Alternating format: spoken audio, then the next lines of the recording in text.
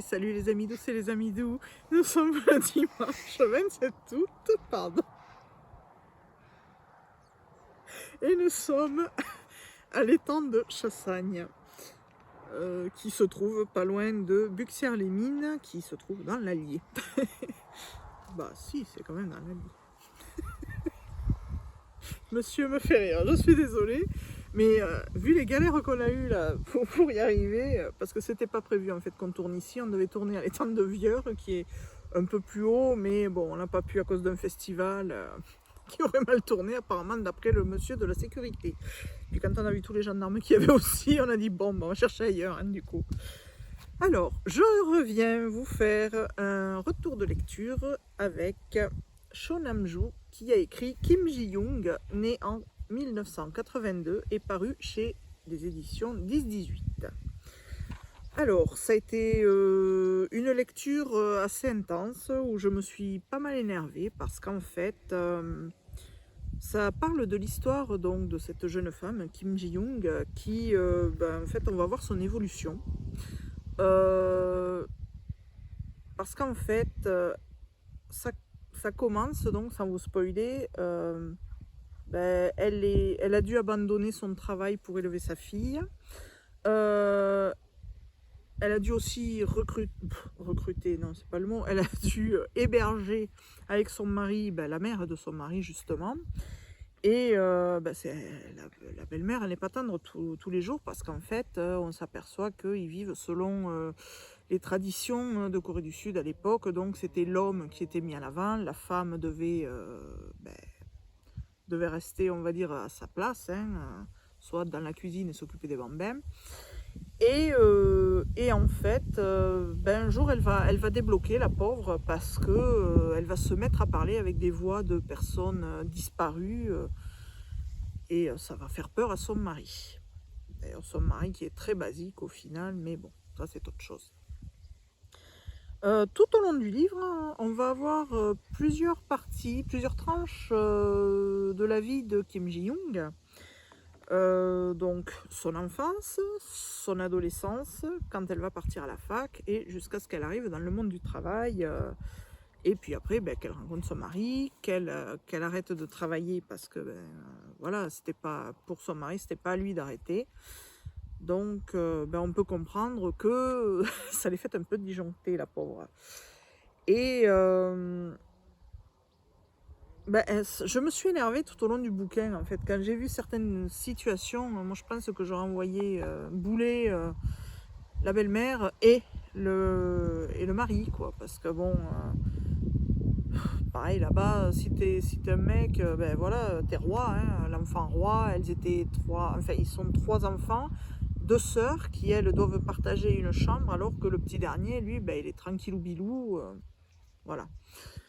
Et ce patriarcat, en fait, je pense qu'il va écraser Kim Ji-young. Et là, Cho Nam-joo le traduit très très bien dans son œuvre. Et j'avoue que maintenant je comprends pourquoi il y en a qui disent que c'est un roman féministe. Parce que,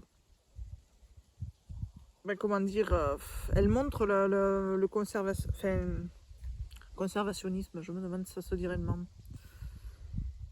Côté conservateur. Ouais, le côté conservateur, voilà, traditionnaliste, qui se trouve en Corée du Sud. Et surtout à cette époque-là, hein,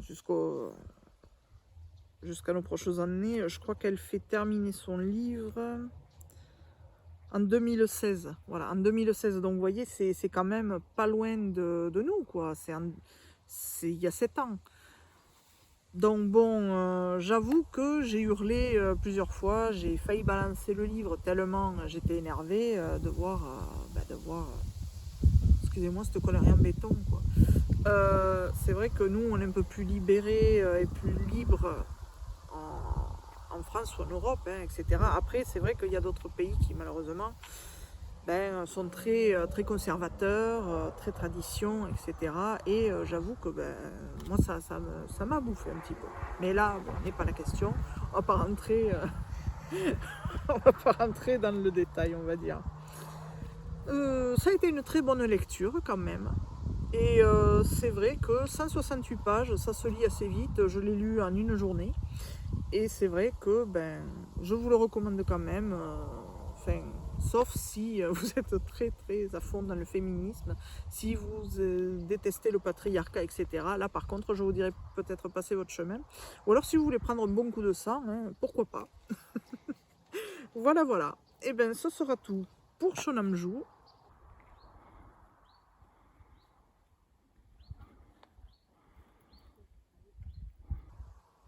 Et recoucou les amis douces et les amis doux, nous revoici à l'étang de Chassagne, avec le vent qui souffle de plus en plus, mais c'est pas grave.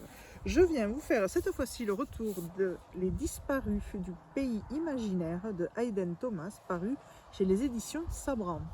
Et là, j'ai eu de la chance, j'ai la collection, j'ai l'édition, pardon, collector, avec le superbe jaspage.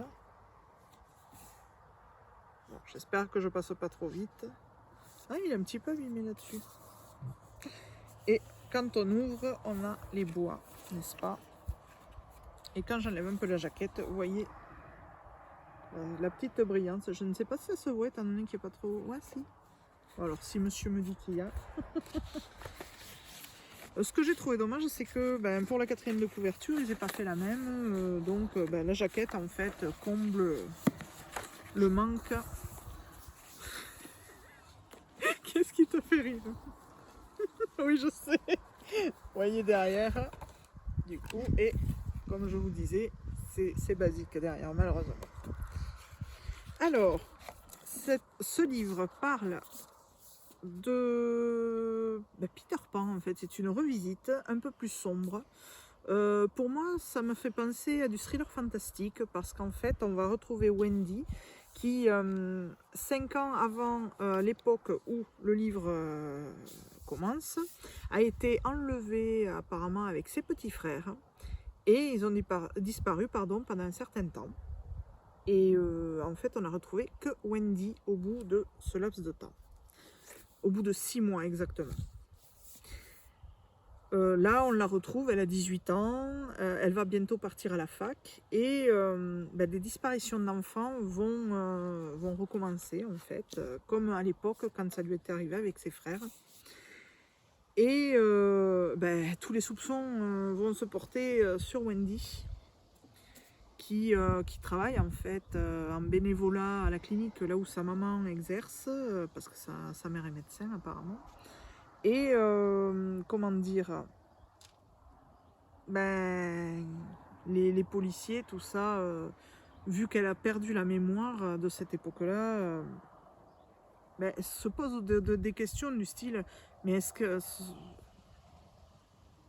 serait au courant de quelque chose? Est-ce qu'elle protège la personne qui enlève les enfants, etc. et tout? Mais Wendy est vraiment amnésique. Alors un soir, elle quitte donc son travail, et elle va renverser quelqu'un, en fait. Mais ça va se passer de manière très très bizarre. Elle va avoir très peur d'ailleurs, et elle va voir d'abord une ombre, puis ensuite elle verra un corps. Elle fonce vite vers la personne, bien sûr, qui est sur son chemin. Et elle va écouter la personne qui va lui dire Wendy, qui va l'appeler. Elle va se retrouver choquée parce qu'elle ne reconnaît pas la personne. Donc vite, elle va appeler les secours et tout ça. Mais ce jeune homme, en fait, va continuer à la chercher et à l'appeler. Alors bien sûr, tout le monde va se poser des questions.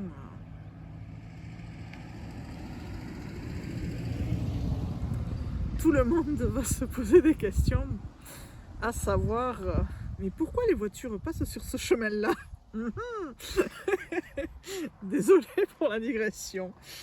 Et le monsieur d'ailleurs était très surpris de mais c'est quoi ces gens qui filment?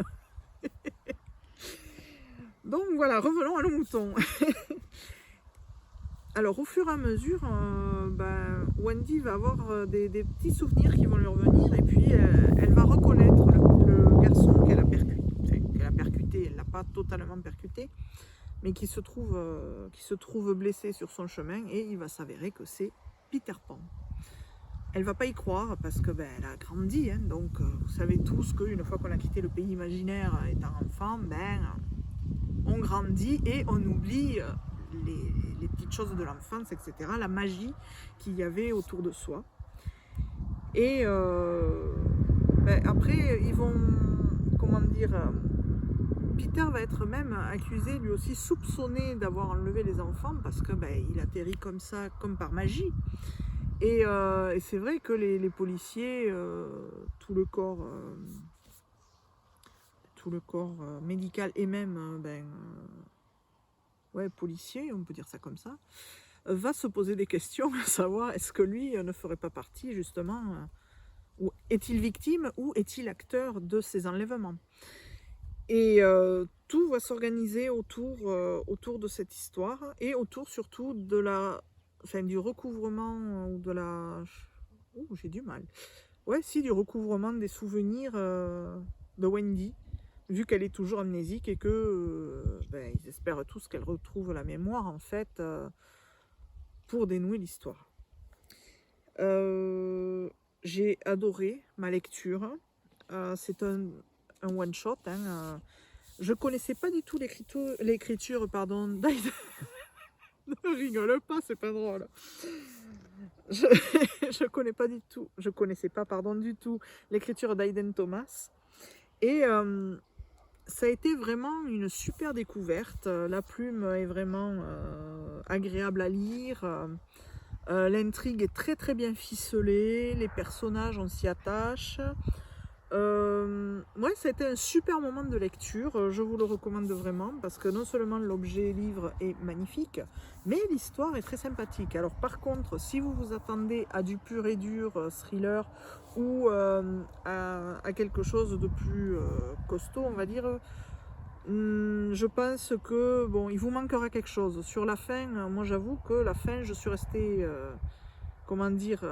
je suis restée un petit peu... T'es affreux, tu sais que t'es affreux. Oui, en fond, en fait, nous avons la musique de la pseudo-rave et Monsieur Danse. Fais un selfie. Et donc, du coup, voilà, tout ça pour vous dire que c'est quand même un très très bon livre. Faut pas avoir plus, d'attente. C'est pas un livre où on va vous dire ouais voilà, Peter Banksy et Wendy vécurent heureux, ils eurent beaucoup d'enfants, etc. Non, la fin est sympathique. Je suis toujours sur mes dents, mais j'ai beaucoup aimé cette œuvre. Et franchement, si vous voulez passer un très bon moment de lecture, je vous conseille d'y aller dessus, quoi. C'est vraiment sympathique. Sur ce, je vais vous laisser et je vous dis à très bientôt. Salut les amis douces et les amis doux.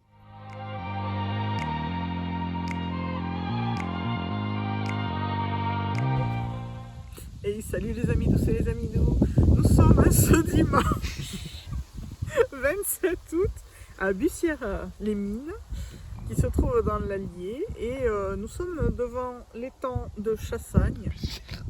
Bah si, c'est à Bussière-les-Mines, monsieur. Moi, quand j'ai fait mon retour... Non, on est à Bussière-les-Mines.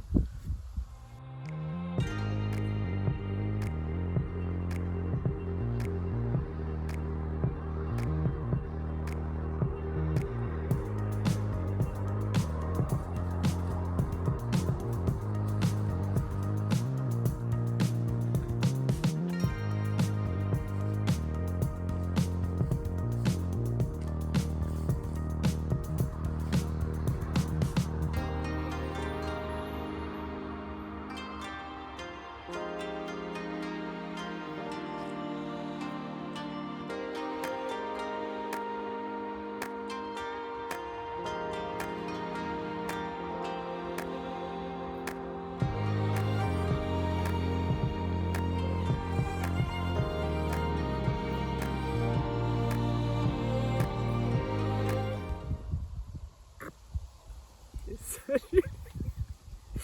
Pardon. Salut les amis douces et les amis doux. Nous sommes le 20...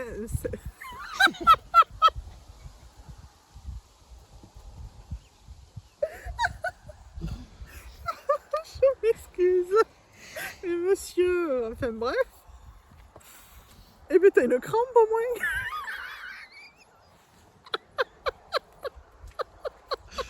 Non mais coupe-la parce que c'est pas le sujet là.